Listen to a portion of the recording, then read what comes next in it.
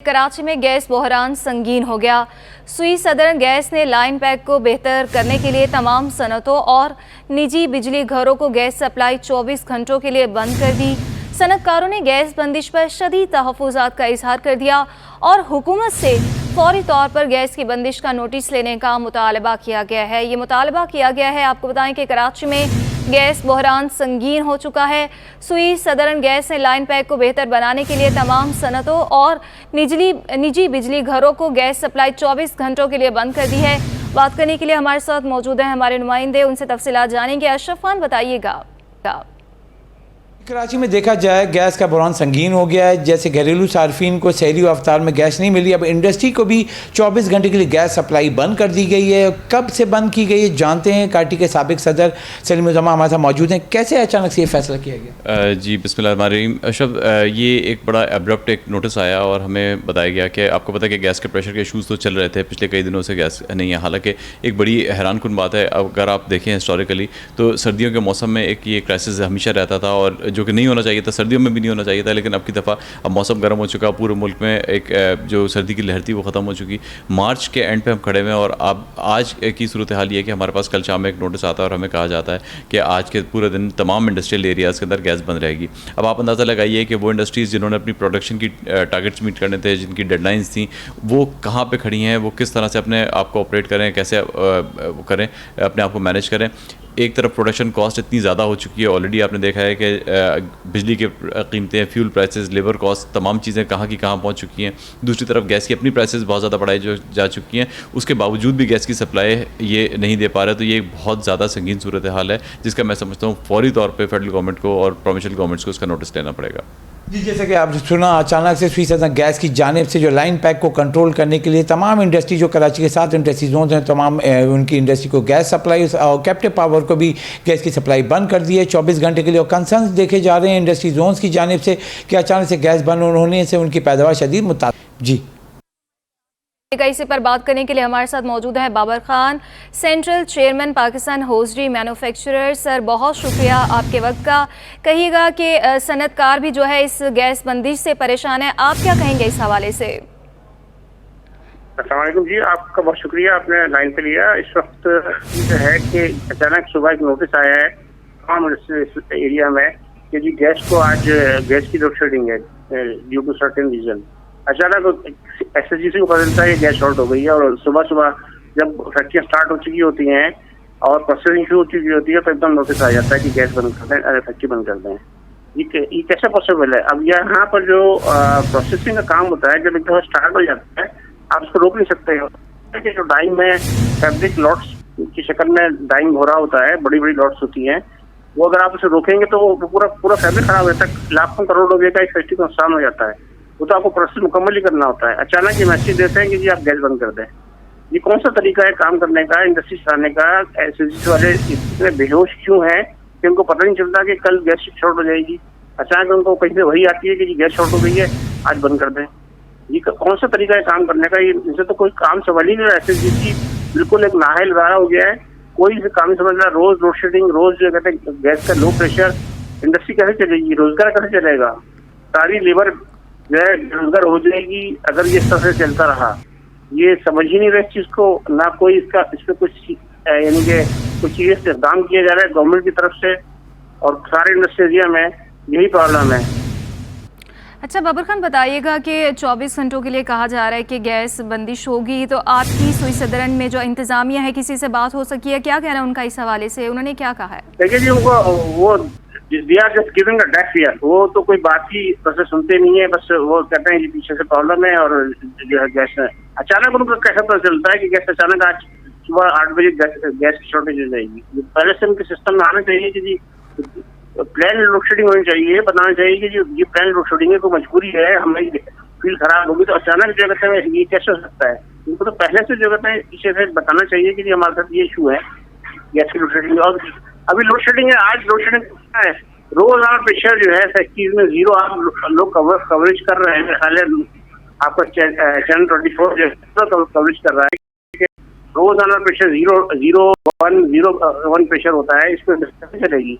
8 point pressure पे आपको 0 pressure आ रहा हो तो इंडस्ट्री का जो इंडस्ट्री बंद है। और जब वो उस पर शो मचाते हैं तो ये अचानक ये कहते हैं कि ये लोड शेडिंग कर दी, आप गैस जो है आज 24 घंटे के लिए गैस बंद कर दें। आप 24 घंटे बंद करेंगे, कल जुमा है, फिर सैटरडे को फिर जो कहते हैं एक दिन काम को मिलेगा, फिर बाद को फिर गैस की बंदिश आ जाती है। तो ये जी, जुम्मे को भी और हफ्ते को भी गैस बंद रहेगी। बहुत शुक्रिया Babar Khan, central chairman Pakistan hosiery manufacturers, और हमारे साथ हमारे नुमाइंदे अशरफ खान भी मौजूद है। आप दोनों का बहुत शुक्रिया।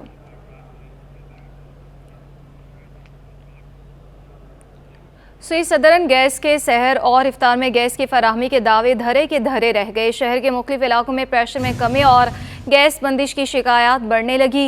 मुतासर इलाकों में कोरंगी नंबर 6, गुलिस्तान जौहर ब्लॉक 20, ख्वाजा अजमेर नगरी, लांठी और बल्दिया समेत दीगर शामिल हैं।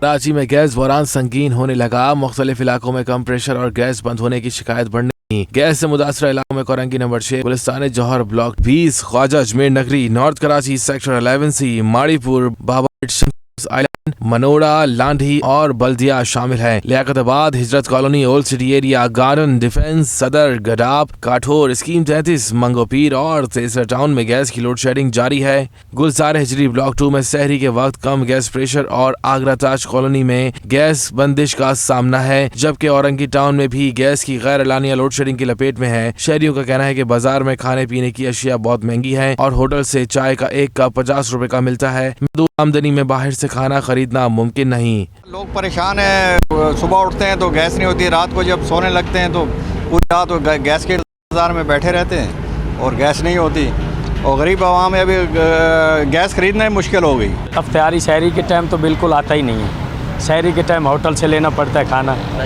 और बिल्कुल गैस का तो नाम निशान भी नहीं है। लकड़ियों का भी बंदोबस्त नहीं है, लकड़ियाँ भी महंगी हैं। मुख्तलिफ इलाकों में खवातीन को सहरी की तैयारी में मुश्किलात का सामना है। कोरंगी नंबर 6 की खातून ने शिकवा किया कि ना सहरी में गैस है और ना इफ्तारी में। ना सहरी में गैस है, ना रोजे में गैस है। खजूर से रोजा खोला है और भूखे प्यासे बच्चे बैठे रहते हैं और गैस नहीं आती। SSGC ने सहर और इफ्तार में गैस की फराहमी मुमकिन बनाने का दावा किया था, लेकिन जराये का कहना है कि मजमूई तौर पर 250 से 270 MMCFD गैस की कमी के बाइस SSGC वादा पूरा नहीं कर। जी, ना सहरी में गैस की फराहमी दी जा रही है और ना इफ्तार में। कराची के मुख्तलिफ इलाकों में गैस बंदिश के मसाइल कम नहीं हो सके। शहरियों को सहर और इफ्तार में भी गैस की बदतरीन लोड शेडिंग का सामना है। शहरी कहते हैं कि बिल वक्त पर अदा करते हैं लेकिन गैस नहीं आती। शहरियों का क्या कहना है, आइए जानते हैं। ना शहरी के टाइम आता है ना सुबह के टाइम आता है।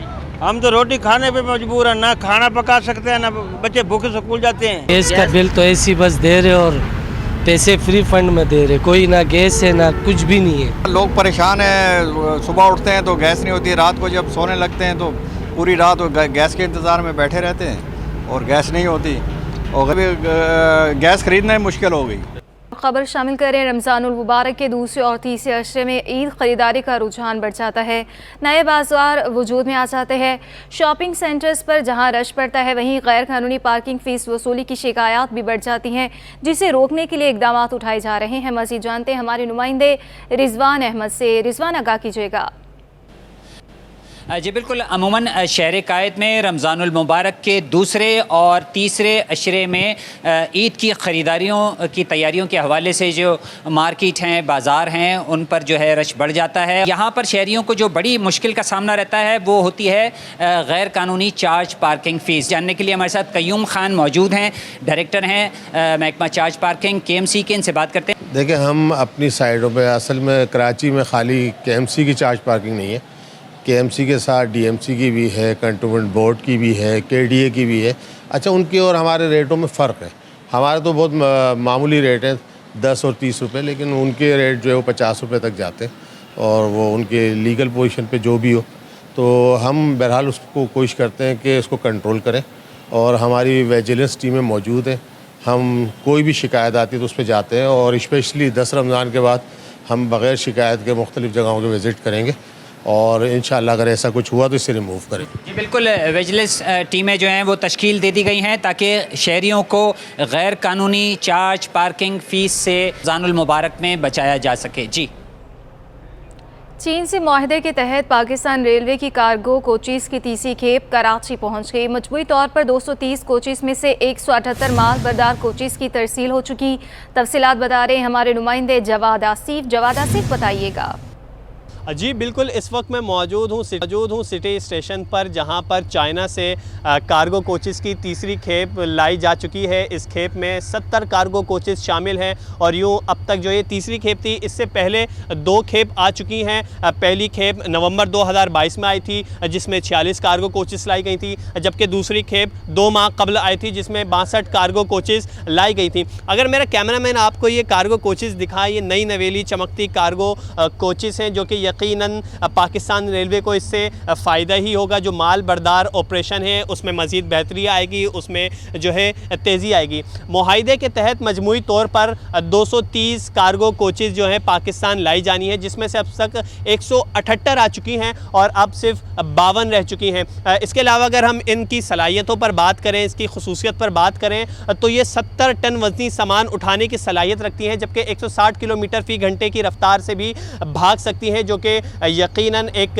खुश आइन बात है। अगर इसके अलावा अगर हम बात करें तो जो पाकिस्तान रेलवे है, उनके हुक्काम के मुताबिक उनका यही कहना है कि अब जो सिटी स्टेशन पर चूँकि 70 की खेप आई है, 27 इस वक्त सिटी स्टेशन लाई जा चुकी हैं, जबकि जो बाकी 43 हैं वो भी सिटी स्टेशन जल्द अज जल्द जो है पहुँचा दी जाएंगी। जी, महकमे रेलवे की नाअहली का पोल खुल गया। सेहत की सहूलत की गर्ज से बनाई गई डिस्पेंसरी तबाहाली का शिकार है। इदारे की अदम तवज्जुही के बाइस सिटी रेलवे स्टेशन कॉलोनी में कायम रेलवे डिस्पेंसरी भूत बंगले का मंजर पेश करने लगी। इस हवाले से मज़ीद अहवाल जानते हैं आदिया नाज से। आदिया, बताइएगा। बिल्कुल, महकमा रेलवे की मुतादिद जगहों पर गफलत हम आपको दिखाते रहते हैं, लेकिन आज एक अहम मसले की जानिब तवज्जो दिला रहे हैं। ये सिटी रेलवे स्टेशन कॉलोनी है, यानी कि सिटी स्टेशन पर जो मुलाजमीन काम करते हैं वो यहाँ पर उनके लोगों को यहाँ पर रिहाइश दी गई है। उन रिहाइशियों के लिए जो डिस्पेंसरी बनाई गई है, ज़रा उसकी सूरत हाल देखिएगा। कैमरामैन फरहान से कहूँगी एक मंज़र आपको दिखाएं। ये देखिएगा, रेलवे डिस्पेंसरी कराची सिटी है ये, और यहाँ की सूरत हाल ज़रा अंदर जाके आपको दिखाते हैं, क्योंकि ये जगह जगह से टूट फूट का शिकार है। गेट ज़रा चेक करें पहले तो आप, बिल्कुल अजीब सी हालत में, यानी यूँ कह लीजिए कि कोई सिक्योरिटी नहीं है, कोई लेना देना नहीं। अंदर आए, ऐसा लग रहा है जैसे हम किसी खंडर के अंदर दाखिल हो गए। ये जगह चेक कीजिए, बिल्कुल लेफ़्ट साइड पर ये अस्पताल है, ये डिस्पेंसरी है जहाँ पर इलाज के मद में लोग आते हैं, और ये लेफ़्ट साइड पर जो जगह है अंदर की तरफ, ये सारे जो है वो रेलवे की जो डिस्पेंसरी है उसके रूम्स हैं जहाँ पर मेडिकेशन होती है, लेकिन अब बंद हो चुके हैं, जाले लगे हुए हैं इसके, और छत जो है वो किसी भी वक्त गिर सकती है। कैमरामैन फरहान से कहूँगी ज़रा आपको क्लोज़ करके दिखाएं, आप सूरत हाल देखिएगा। छत पर दरारें आ चुकी हैं, सूरत हाल खस्ता है। लेफ़्ट साइड पर जो इमारत है इसकी भी कुछ यही हालत है, खिड़कियाँ टूट फूट का शिकार हैं, अमला यहाँ से गायब है। कुछ हमारी इतलात के मुताबिक यहाँ पर ये है कि यहाँ पर तकरीबन 6 मुलाजमीन जो हैं वो तैनात हैं, जो कि मेडिकेशन देते हैं लोगों को, लेकिन कब देते हैं कुछ पता नहीं है। सुबह 8 बजे शुरू होती है डिस्पेंसरी, 1 बजे क्लोज़ हो जाती है। इस वक्त हम यहाँ आए हैं, यहाँ पर जानवरों की आवाज़ें आ रही हैं, इंसानों की नहीं है। गेट खुला है, कोई लेना देना नहीं है, कोई देख ही नहीं रहा, कोई देखने वाला नहीं है। तो रेलवे इंतज़ामिया को सोचना होगा कि अगर आपने मेडिकेशन की मद में कोई चीज़ बनाई है तो एटलीस्ट लोगों को सर्व तो कीजिए। लोगों के साथ खिलवाड़ करना बंद होना चाहिए, और ये इंतज़ामिया की डेफिनेटली गफलत है कि अपनी ही अमलाक का इतना बुरा हाल, ख़ास तौर पर मेडिकेशन के मामले में तो किसी किस्म का कोई कॉम्प्रोमाइज़ नहीं होना चाहिए। ये डिस्पेंसरी की सूरत हाल गुज़िश्ता कई है। जी, लियारी डिस्ट्रिक्ट साउथ में नाले पर कायम डिस्पेंसरी में सेहत की सहूलियत का फुकदान है। डिस्पेंसरी को डॉक्टर्स की बजाय नर्सिस चला रही हैं। इस पर मजीद बात करते हैं हमारी नुमाइंदा राबेल अशरफ से, जो इस वक्त डिस्पेंसरी में मौजूद है। राबेल, आगाह कीजिएगा। जी बिल्कुल, इस वक्त मैं मौजूद हूँ डीएमसी साउथ लियारी के एक हॉस्पिटल में, जो कि मेरे अकब में आप देख ही सकते हैं कि यहाँ पर जो है नाला बना हुआ है, और नाले के पास जो ये इमारत, लंबी सी आलिशान इमारत जो खड़ी हुई है, जो कि खस्ता हाली का शिकार है, वो इमारत कौन सी है आइए मैं आपको अंदर चल के ही दिखाती हूँ कि वो इमारत कौन सी है।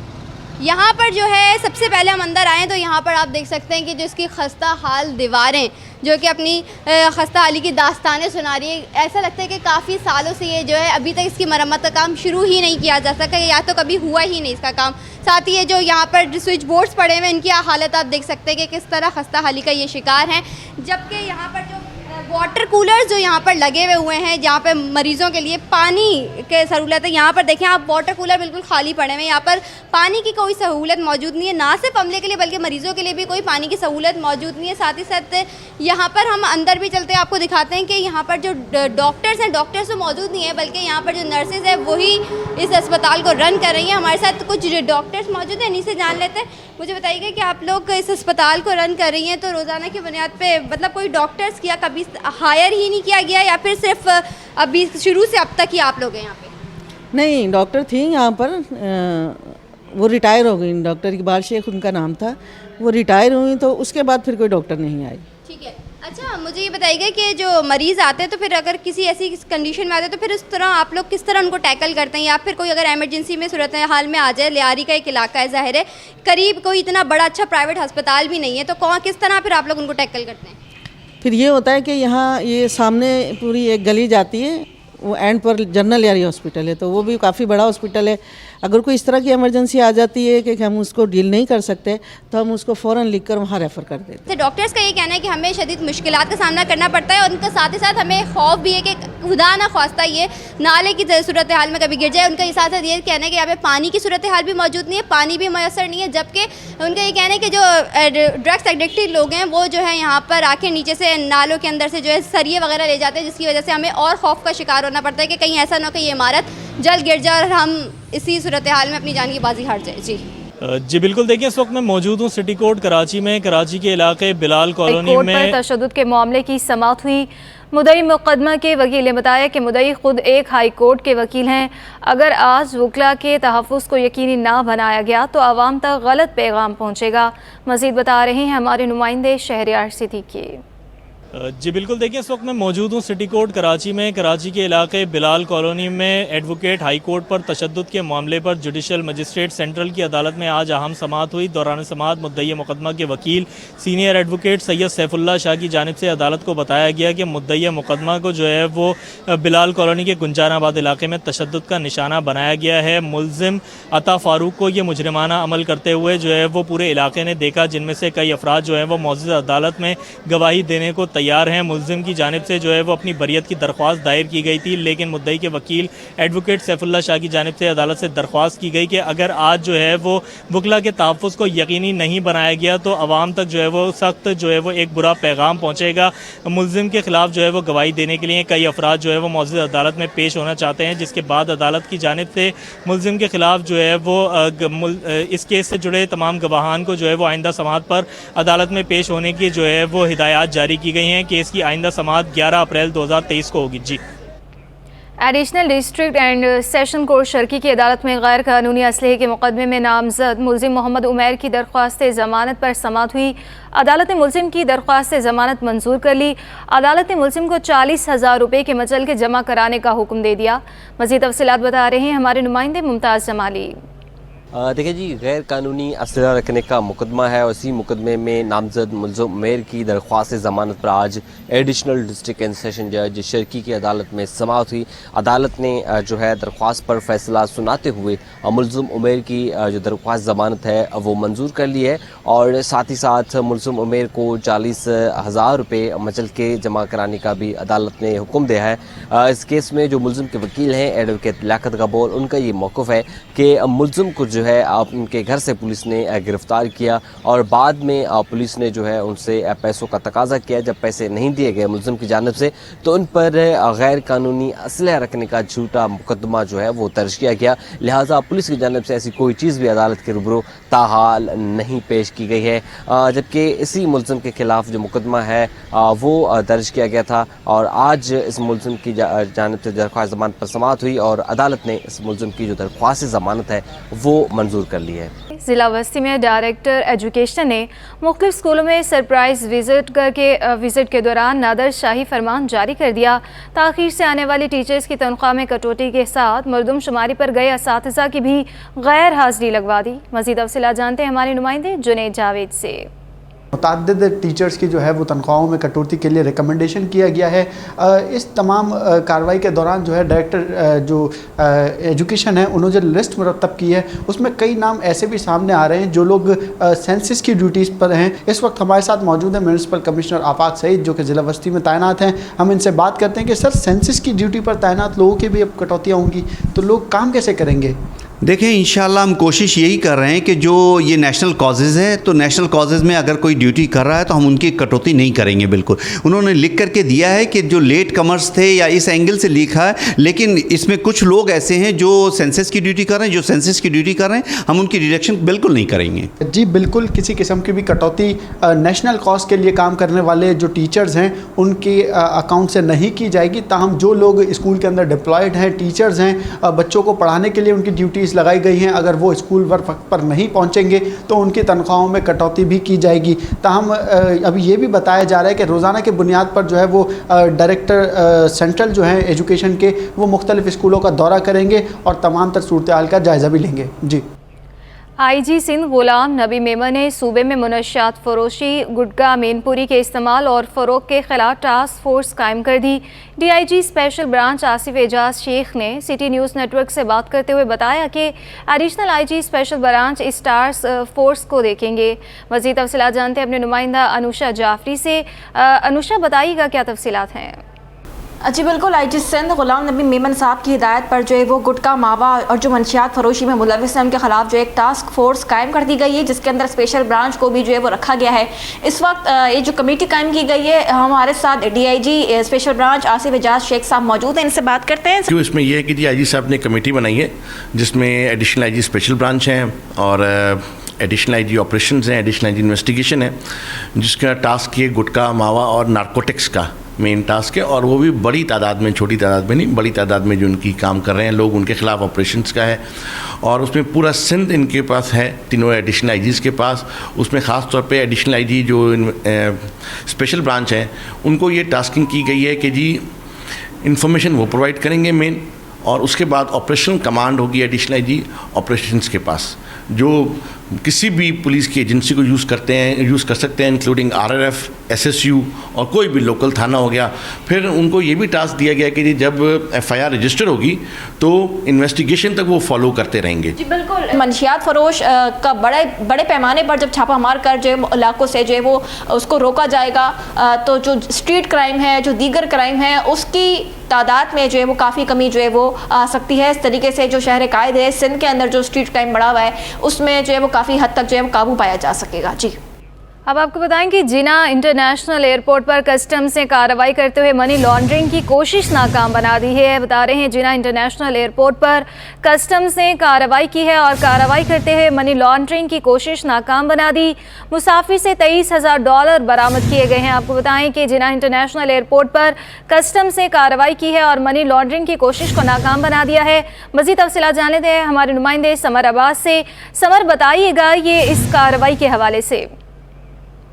हाँ जी बिल्कुल, देखें ये कस्टम जिना इंटरनेशनल एयरपोर्ट पर जो है अमले ने कार्रवाई की है। तर्जुमान कस्टम का कहना है कि तुर्किश एयरलाइन की फ्लाइट नंबर TK 709 से अमेरिका जाने वाले मुसाफिर के कब्जे से $23,550 अमेरिकन डॉलर, जो कि पाकिस्तानी करेंसी में 66 लाख रुपए के मुसावी रकम बनती है, बरामद करके ये डॉलर जब्त कर लिए हैं। तर्जुमान कस्टम का कहना है कि मुसाफिर ने बरामदशुदा डॉलर अपने शोल्डर बैग में छुपाए हुए थे। मुसाफिर के खिलाफ कस्टम एक्ट के तहत कार्रवाई अमल में लाई जा रही है। तर्जुमान कस्टम का ये भी कहना था कि हुकूमत Pakistan, state Bank of Pakistan की जानिब से बैरून मुल्क जाने वाले मुसाफिरों के लिए $5,000 फी मुसाफिर की हद मुकर्रर है और ये हद से ज़्यादा रकम थी जिस पर जो है ये रकम जब्त की गई है और कस्टम एक्ट के खिलाफ जो है मुसाफिर के खिलाफ कार्रवाई की जा रही है। जी मुसाफिर के खिलाफ कार्रवाई की जा रही है। बहुत शुक्रिया समर अब्बास। कराची का जिला वस्ती लूटमार, स्ट्रीट क्राइम और कत्लो गारतगिरी में सरे फहरिस्त तस्वुर किया जाने लगा।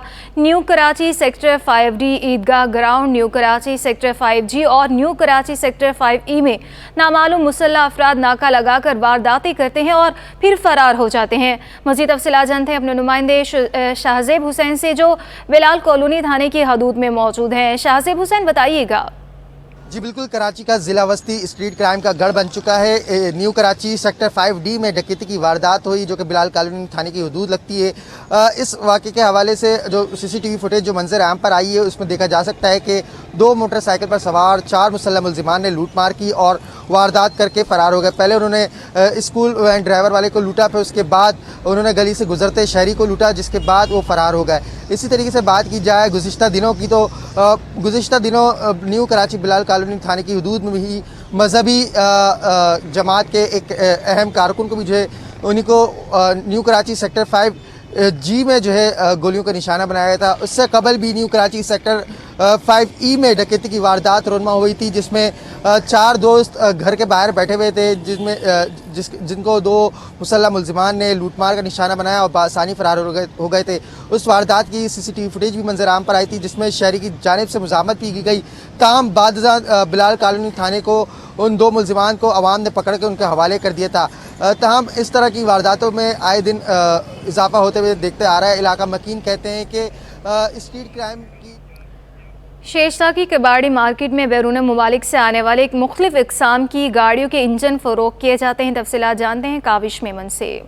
अगर गाड़ी का पुराना इंजन चाहिए और वो भी मुनासिब कीमत पर, तो आपको आना पड़ेगा शेरशाह की कबाड़ी मार्केट में। यहाँ पर मुख्तलिफ ममालिक से जो है वो इस्तेमाल शुदा इंजन जो है वो यहाँ पर लाए जाते हैं और यहाँ पर मुनासिब कीमत पर फ़रोख्त किए जाते हैं। मेरे साथ दुकानदार भी मौजूद है, मज़ीद उनसे बात करें। ज़्यादा 1500 किलोमीटर 1000 किलोमीटर पर कटिंग हो जाती है गाड़ियों की। ये आते हैं जापान से, दुबई से, मलेशिया, सिंगापुर, ये मुख्तलिफ मुल्कों से आते हैं। कीमतों वगैरह के हवाले से बताएं। कीमत तो ये है कि कोई लाख रुपए का भी होता है कंप्लीट इंजन, कोई 50,000 का भी। अभी जैसे डॉलर बढ़ गए तो उस हिसाब से महंगाई भी बढ़ गई है। तो यहाँ पर अगर लोग आते हैं तो क्यों आए? यहाँ पर आते हैं तो जिसको ज़रूरत होती है वो तो इंजन लेने आएगा ना इधर। भाई क्यों आए हैं? वैसे तो सस्ती मार्केट तस्वुर की जाती है ना, तो सस्ता ही मिलता है यहाँ पर। जैसे 1 लाख बता दो तो 1 लाख रुपए में कंप्लीट इंजन है ना। ड्यूटियाँ महंगी है, डॉलर महंगे, तो इसलिए फिर पहले सस्ते थे। दुकानदार हैं, उनका ये कहना है कि तकरीबन 50,000 रुपये से लेकर 2 लाख रुपए तक के जो है वो मुख्तलिफ गाड़ियों के इंजन यहाँ पर मौजूद है और लोग जो है वो यहाँ पर आते हैं, अपने जो है वो पसंद के मुताबिक यहाँ चीज़ें देखते हैं और उनकी ख़रीदारी करते हैं। जी। स्टेट बैंक ऑफ पाकिस्तान ने एक्शन लेते हुए 2 एक्सचेंज कंपनीज के लाइसेंस मंसूख कर दिए। Messrs capital exchange company B limited और Gohar exchange company B limited को ज़र मुबादला में कारोबार करने की इजाज़त नहीं है। आपको बता रहे हैं कि स्टेट बैंक ऑफ पाकिस्तान ने एक्शन लेते हुए 2 एक्सचेंज कंपनीज के लाइसेंस मंसूख किए हैं। बात करने के लिए हमारे साथ मौजूद हैं हमारे नुमाइंदे अशरफ खान। अशरफ, बताइएगा।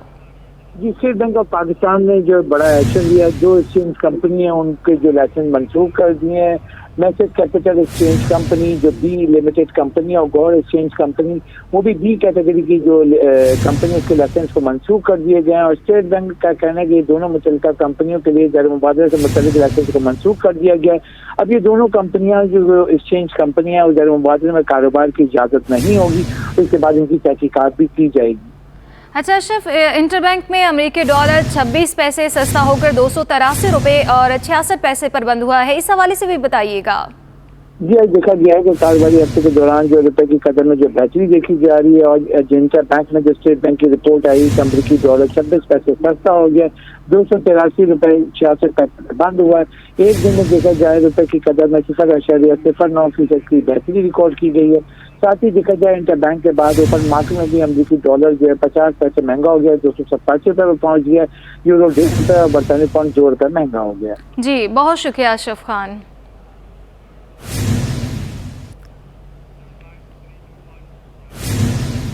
डॉलर किल्लत से एयरलाइंस के अरबों रुपए फंस गए। इंटरनेशनल एयर ट्रांसपोर्ट एसोसिएशन का तशवीश का इजहार। इंटरनेशनल एयरलाइंस ट्रांसपोर्ट एसोसिएशन के मुताबिक एयरलाइंस के पाकिस्तान में जनवरी 2023 तक $290 मिलियन फंसे हुए हैं। बात करने के लिए हमारे साथ मौजूद हैं नुमाइंदा 21 समर अब्बास। समर अब्बास, बताइएगा। हाँ जी, बिल्कुल। देखें, ये इंटरनेशनल एयर ट्रांसपोर्ट एसोसिएशन ने तशवीश का इजहार किया है और इस हवाले से एक ट्वीट भी किया गया है जिसमें कहना है कि एयरलाइन के मुख्तलिफ जो एयरलाइंस हैं इनके पाकिस्तान में जनवरी 2023 तक $290 मिलियन फंसे हुए हैं। डॉलर किल्लत से एयरलाइन पाकिस्तान से बाहर अपनी सेल्स की आमदनी वापस भेजने से इन्हें मुश्किलात का सामना करना है। इस सूरत में गैर मुल्की एयरलाइन को पाकिस्तान से फ्लाइट ऑपरेशन में शदीद मुश्किलात का सामना है। आयाटा ने पाकिस्तानी हुकूमत से एयरलाइंस को फौरी मामला हल करने की तजवीज़ दी है और कहा है कि जो फ़्लाइट ऑपरेशन में जो शदीद मुश्किलात पेश आ रही हैं, जिसकी वजह से जो डॉलर पाकिस्तान में फंसे हैं वो रिलीज़ किए जाएँ ताकि एयरलाइन जो है पाकिस्तान में अपना मुस्तकबिल में जो ऑपरेशन है वो बहाल रख सकें। जी बहुत शुक्रिया समार अब्बास।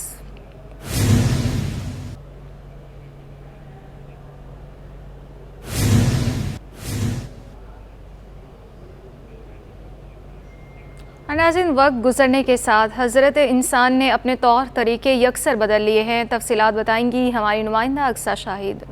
जी बिल्कुल, जैसा कि एक वक्त था कि एक ज़माना हुआ करता था कि मिट्टी के बर्तनों में खाना खाने को तरजीह दी जाती थी, यहाँ तक कि मटके में पानी पीना जो है वो सेहतमंद समझा जाता था। इस आज के वक्त में भी कुछ लोग जो है वो मटके के बर्तन में पानी पीते हैं। लिहाजा मैं इस वक्त मौजूद हूँ कोरंगी क्रॉसिंग में और मेरे कैमरामैन फरहान अगर आपको कैमरे की आँख से मुलाहिजा करवा सके तो मेरे आस पास जो है वो आपको मिट्टी के बर्तन ही नज़र आ रहे होंगे।